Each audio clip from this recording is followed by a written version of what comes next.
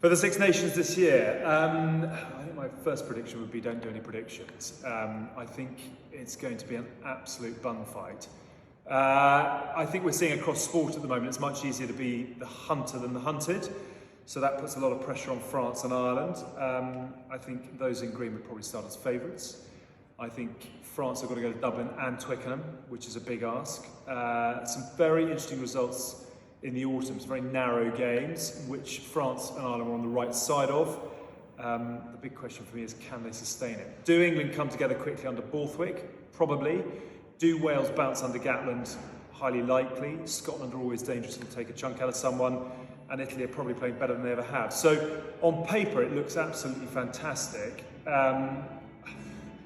I genuinely, for the first time in a long time, I have genuinely got no idea how this tournament is going to pan out. I'm not sure we're going to have a Grand Slam. I think Ireland start as favourites, but I think any one of Ireland, France and England may well have their hands on the trophy at the end of it. Who knows?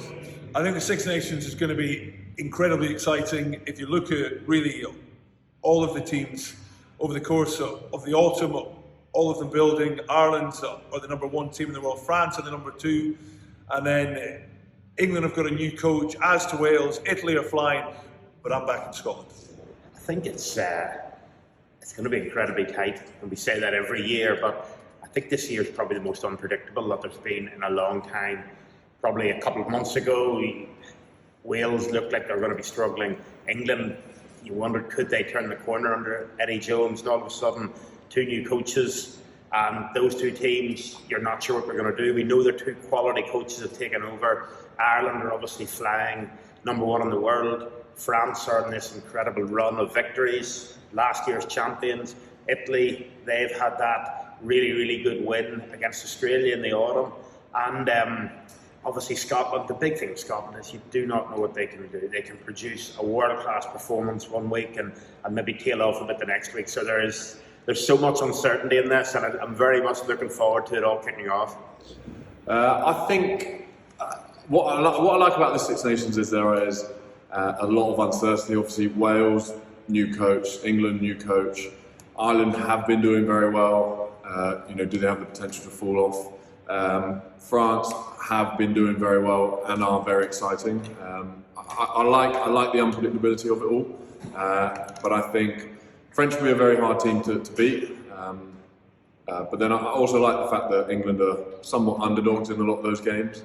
With a new coach, new sort of that, you get that galvanising spirit, especially with a new coach. Everyone wants to impress. So yeah, I'm excited. I'm genuinely really excited for one of the first times in watching the Six Nations in the last few years. The reality is that there's also winners and losers. That France have been incredible for the last 2 years, but they have only won one Six Nations. They stumbled up on their faces 2 times consecutively before with the new, since January 2020, Fabien Galtier era. The last Six Nations were incredible, absolutely. The November tests were actually pretty poor in terms of performance, or even the summer tests, but at least they won. Fabien Galtier said they stared defeat in the eyes, but they decided to push it away.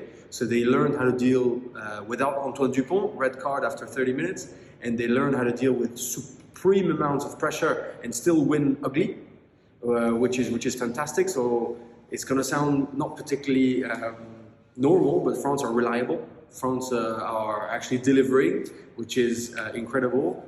But now, of course, the elephant in the room is the World Cup. And so you're going to address the Six Nations with a whole different mindset. So it's the last chances probably, guys, to win a jersey, to jump into that bus for the World Cup. An incredible event back in France, so with that special added, excitation. And so for Six Nations, I'm just asking them to take, it's going to be super boring, but game after game, concentrate on themselves, concentrate on their performances, and what I would love to see is some extra 1 or 2 players to shine out, because we're going to need just that hybrid guy who's going to be probably a key decision maker during the World Cup to be part of that squad. So I'm not talking about replacing Antoine Dupont, I'm not talking about replacing Julien Marchand, I'm not talking about replacing Gaël Ficou. We've got that spine, or Grégory Aldrit, but you're going to need some squad players to actually come in there and have a plan B, C, D, E, to be able to face any opponent at any moment, at any time, because that's really what world champions will have to do. So excited about Six Nations, super proud about what France have done, just take Six Nations as it is, but clearly the World Cup is going to be in everybody's minds. Yeah, it's good to be here, first of all. It's an exciting Six Nations, a lot of change in coaches and players and standings in world rankings. Interesting one for Wales. A new coach, Warren Gatland's come back, the great redeemer. Hasn't been a particularly good 24 months for Welsh rugby, but quite optimistic in Wales that Gats can do the business. So looking forward to see what he's got. Ireland, I think for me, the favourites. Number one in the world, most consistent, get very good autumn series. So they're going to be tough for Wales first up. England with Bothers and likes of Kevin Sinfield and these guys, new to the system. Be interested to see how England play and how they will want to play. France, exciting, can't wait to see them. Full steam ahead. And then you've got Scotland, who are also very exciting to watch as well, but need to string out in 80 minutes and win games. And Italy did the job on Wales last year. So what I'm trying to say is that it's going to be an open Six Nations, very exciting. A lot of good rugby to be played, hopefully, and may the best team win. I'm a huge fan of Caelan Doris in the Ireland back row. I think he is an absolute superstar. I think he's an absolute ripper at the moment. Antoine Dupont, we've said over and over again. Don't need to kind of repeat that. I like Tommy Raffel in Wales, who I think has had a very, very good few months and is very much the future of that red jersey going forwards. From an England perspective, Ollie Hassel-Collins, I think, will get a bit of a run. I'm very excited about seeing Ben Earl get properly back into it. And a guy like Lewis Ludlam, I keep picking back rows actually, but Lewis Ludlam as well.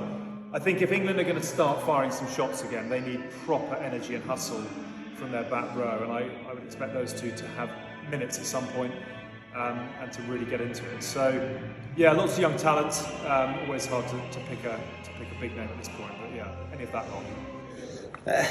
I think, firstly, from an Irish point of view, I think the like of Caelan Doris, I think what he's done over the last couple of years and building into it, and you look at the way he's playing for Leinster, he is very much a complete player. He can do everything.